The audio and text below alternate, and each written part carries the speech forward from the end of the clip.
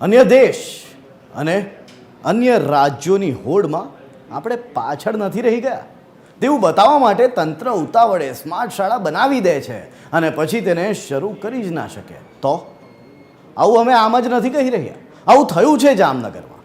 શું થયું જોઈ લઈએ.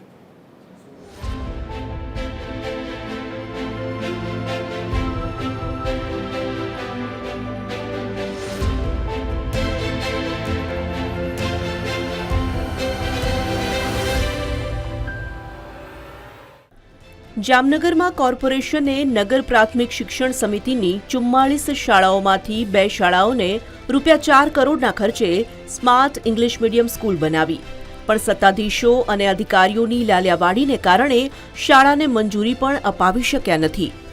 નવી ટર્મ માટેના એડમિશનની પ્રક્રિયા અન્ય શાળાઓમાં પૂર્ણ થઈ ગઈ છે અને આ તરફ આ શાળાને મંજૂરી પણ અપાવવાના ઠેકાણા નથી થઈ શક્યા. 5 થી 4 તારીખની અંદર તમામ સ્કૂલ ચાલુ થઈ જશે, વેકેશન પૂરો થઈ જશે. ત્યારે મારે કહેવાનું એટલું જ થાય છે કે 4 કરોડની ગ્રાન્ટ વાપર્યા પછી પણ નથી એડમિશન પ્રોસેસ થઈ કે નથી કોઈ પણ જાતનું આગળની કાર્યવાહી થઈ. આ સ્કૂલો હવે એડમિશન આપે તો કેમ?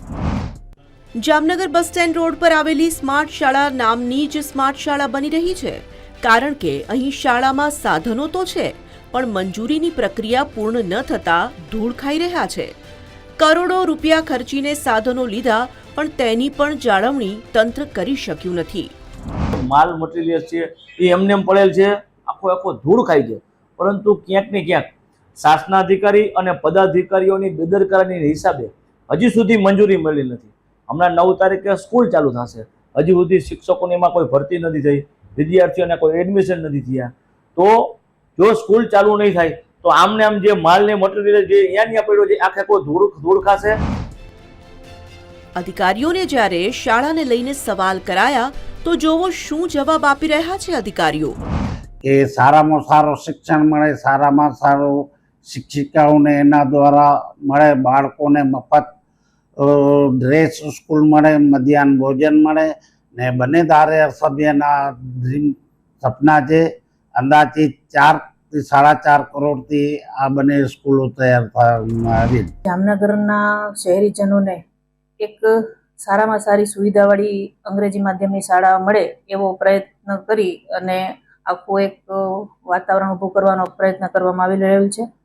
આ શાળા શરૂ કરવા માટે ગુજરાત રાજ્ય સરકારની મંજૂરી લેવાની જે પ્રોસિજર થતી હોય એ થઈ ગયેલ છે.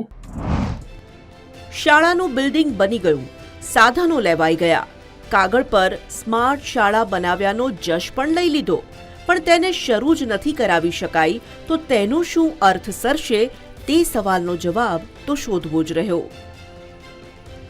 સલમાન ખાન, TV 13 ગુજરાતી, જામનગર.